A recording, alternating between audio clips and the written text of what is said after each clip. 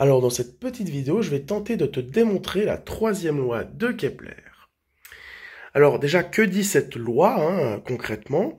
Elle dit que si l'on se situe dans un système d'astre central quelconque, par exemple le système solaire avec comme astre central le Soleil, eh bien, il y a une relation, en fait, le carré de la période de n'importe quel satellite, on peut prendre n'importe quel satellite qui orbite autour du Soleil, comprend sa période de révolution, donc c'est-à-dire le temps qu'il effectue, le temps qu'il met pour effectuer un tour de son orbite autour de l'axe central, qui est en l'occurrence le Soleil.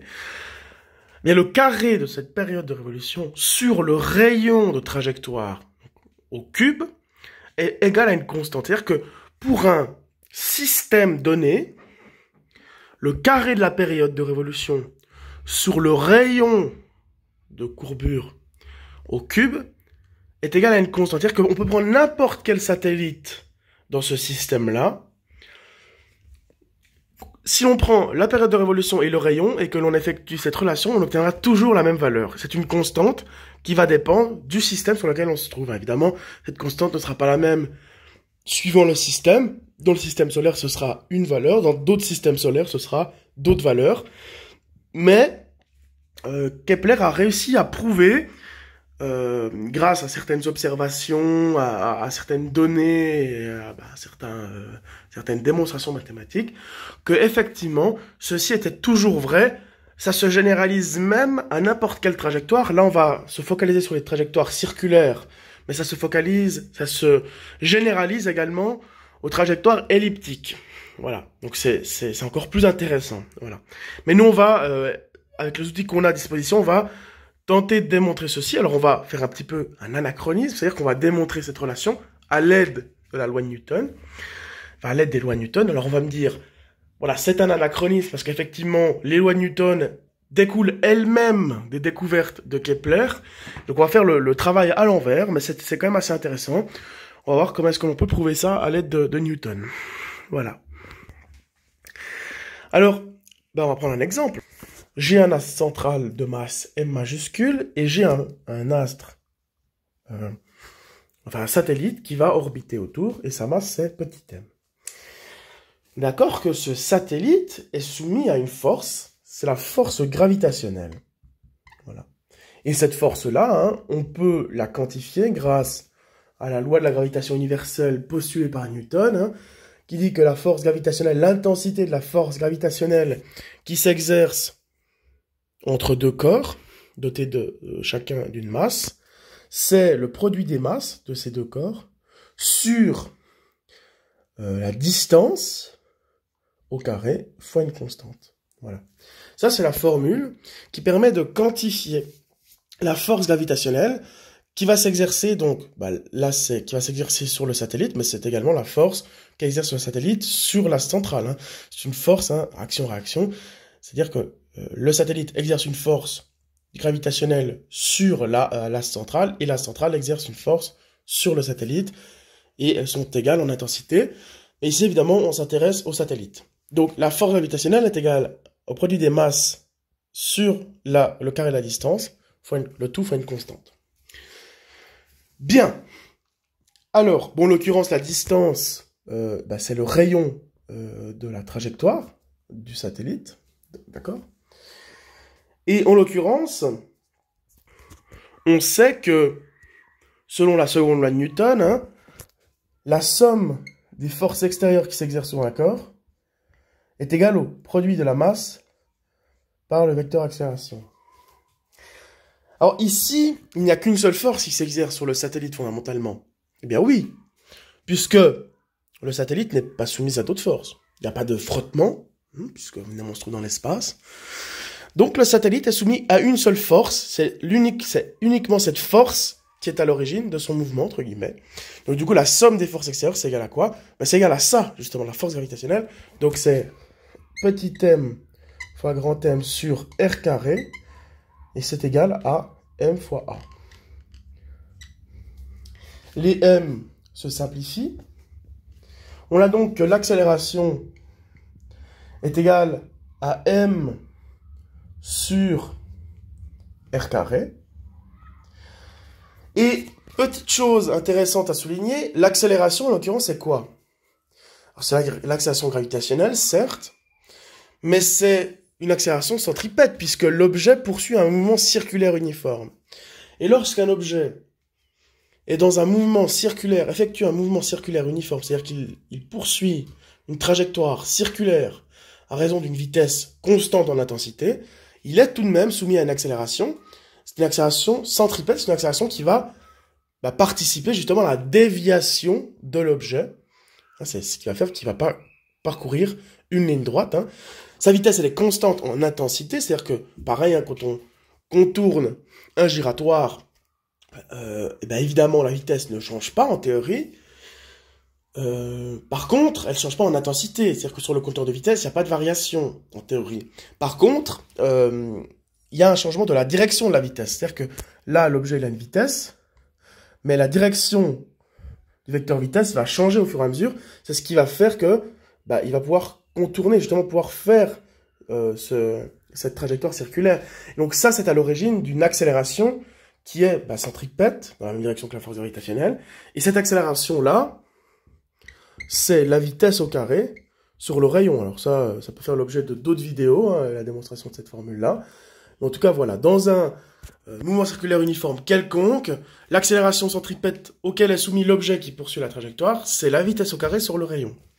Donc on va pouvoir remplacer ici A par V carré sur R. Alors, si on multiplie par R, pour isoler V, on obtient donc que V carré est égal à M fois R sur R carré. Donc ici, il y a des R qui vont se simplifier. Ça veut donc dire que V carré est égal à quoi? M sur R. Alors, j'ai oublié de mettre le G ici, évidemment. La constante gravitationnelle, il ne faut pas l'oublier dans le calcul. Donc, c'est mg sur R. Et du coup, la vitesse, c'est quoi? C'est la racine carrée de mg sur R. Donc, voilà. La vitesse... Alors, c'est pas la loi, ça va me dire, mais c'est pas la loi de Kepler. Non, bien entendu. Mais ça, c'est important comme formule. C'est-à-dire qu'on peut calculer la vitesse d'un satellite qui orbite autour d'un astre central de masse m majuscule à l'aide de cette formule. C'est-à-dire que si l'on connaît la masse de l'astre central autour duquel orbite un satellite et que l'on connaît le rayon de courbure que parcourt ce satellite autour de la centrale de masse m, eh bien on peut déterminer la vitesse de rotation, de révolution du satellite. Alors il y avait une autre formule pour ça. C'est là qu'on va justement venir à notre loi de Kepler. C'est cette formule-là, on se rappelle. C'est la plus simple, des formules. La vitesse, c'est la distance sur le temps. Comme l'objet parcourt un mouvement circulaire, la distance qu'il parcourt, c'est le périmètre du cercle. Et il parcourt cette distance-là en un temps t majuscule. Le t majuscule, c'est la période de révolution, caractérise le temps que va mettre le satellite pour parcourir un tour, donc 2πr, donc le périmètre du cercle. Donc distance sur temps, c'est un peu la formule de la vitesse, la définition de la vitesse qui a juste un petit peu modifié, adapté au mouvement circulaire uniforme. Donc on peut aussi calculer la vitesse de l'orbite, la vitesse orbitale du satellite grâce à cette formule-là. Donc là c'est le rayon et la période qui est en relation, là c'est la masse du satellite, enfin pas du satellite, de l'axe central autour duquel orbite le satellite, et le rayon de courbure. Et finalement, ces deux formules sont équivalentes. Donc, on va pouvoir poser l'égalité. Et là, on va gentiment, progressivement arriver à ceci. Alors, déjà, j'ai une racine carrée. Moi, ça me gêne un petit peu. Je veux tout mettre au carré. Voilà, comme ça, je me débarrasse de cette racine. Donc, si je mets tout au carré, ça me fait 4πr carré sur t au carré. Et c'est égal à mg sur r. Bien. Alors, progressivement, moi ce que je propose, c'est de multiplier par t carré ici. Donc ça fait 4πr carré, pardon, qui est égal à mg t carré sur r. Donc on va multiplier par r. Donc ça fait 4 pi fois r au cube qui est égal à mgt carré. Là, j'ai mon t carré et mon r au cube qui apparaissent progressivement. Tout comme dans la formule de Kepler. Bien, alors ce que je vais faire maintenant, c'est que je vais diviser par r au cube. Je vais faire apparaître ma fraction ici. Si je divise par r au cube, qu'est-ce que j'aurai? Ben j'aurai... Ouais, alors, c'est 4pi carré. J'ai oublié de mettre que c'est au carré aussi le 4pi. Parce que ben, c'est tout qui est au carré. Donc, c'est-à-dire que 4pi carré est égal à... je divise par r au cube. Donc, c'est-à-dire mg fois t carré sur r au cube. Je divise par mg. J'ai donc que t carré sur r au cube est égal à 4pi carré sur mg. Alors, on va me dire, c'est pas ça la formule de la loi de Kepler. Eh ben, en fait, si. En fait, bien sûr que ça. Bien sûr que si. Que nous dit Kepler dans sa troisième loi? Il nous dit que si je me focalise sur un système dont la centrale est de masse m majuscule, bien je peux dire, en prenant n'importe quel satellite qui orbite autour de cette axe centrale, si je prends la période de révolution, que je l'élève au carré, que je divise par ça le rayon de courbure, le rayon de trajectoire au cube, j'obtiens systématiquement une constante, le même nombre. Ben oui, ici, c'est ce que ça me dit finalement, parce que t carré sur r au cube, donc c'est-à-dire que le fameux rapport que souligne Kepler dans sa troisième loi, ben il est bien égal à une constante. Parce que 4, ben c'est un nombre, c'est une constante, pi carré, ben c'est un nombre, 3,14 et quelques, donc le numérateur c'est un nombre. G, ben c'est une constante, c'est une constante gravitationnelle, elle vaut environ 6,67 fois 10 puissance moins 11, machin. Et m, alors on va dire c'est pas une constante. Ça dépend du système. Mais bien sûr que ça dépend du système qu'on parle. Dans le système solaire, M, c'est la masse du Soleil.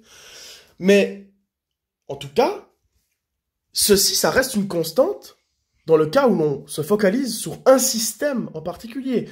C'est-à-dire que dans le système solaire, t carré sur r au cube pour n'importe quel satellite, ce sera toujours égal à 4pi carré sur mg. Dans tous les cas. Voilà. Ça va changer... Évidemment, ce M va faire que ça va changer d'un système à l'autre, d'un système solaire à l'autre, par exemple. Mais dans le système solaire dans lequel on est, ça, c'est toujours vrai. C'est-à-dire que ce rapport-là, voilà, après, les trajectoires ne sont pas forcément circulaires, mais ça fonctionne quand même, ça peut se généraliser aux trajectoires elliptiques. Évidemment, ça va pas faire l'objet de la démonstration aujourd'hui. Et donc, voilà la troisième loi de Kepler, ce qu'elle dit. Mathématiquement, c'est ça. Et on va le prouver à l'aide des lois de Newton. Voilà.